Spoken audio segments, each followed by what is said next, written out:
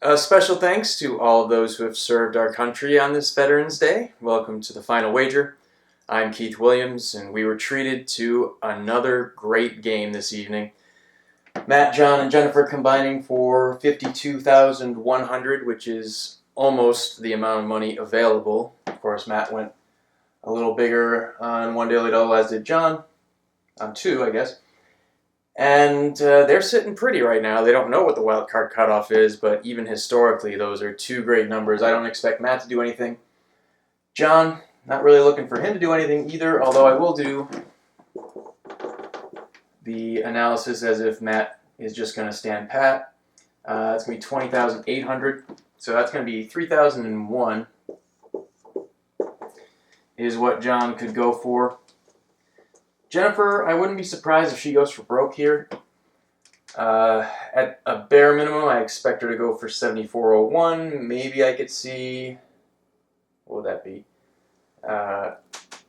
4,401. Now, one thing I should point out is that if there's a tie for a wild card spot, it goes to whoever had the higher score heading into Final Jeopardy. So, just to make sure she doesn't tie with John, if John goes for 3,000, 4,401, 7,401, and then again, everything would not surprise me all that much. John, 3,001, I would say at most. A zero here would not shock me either. Now, as I pointed out on Monday, this week I'm not looking at the Final Jeopardy before I do this analysis. Normally I do just because it saves time and I don't get to do a cool fade out, but now I'm going to go watch and find out what happened. Be back in a second.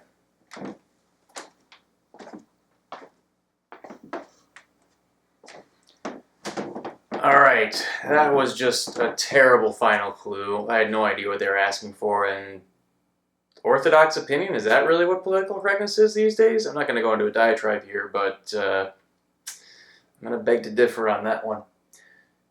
Nobody got this one. Everyone did pretty much what I thought they would. A little short on both John and Jennifer from what I expected, but for John, it's good enough for second place in the wild card standings behind Vaughn, who has 16,599 if I recall. Dan will be in third, 14,000, and Kristen in fourth, now on the bubble with 12,800.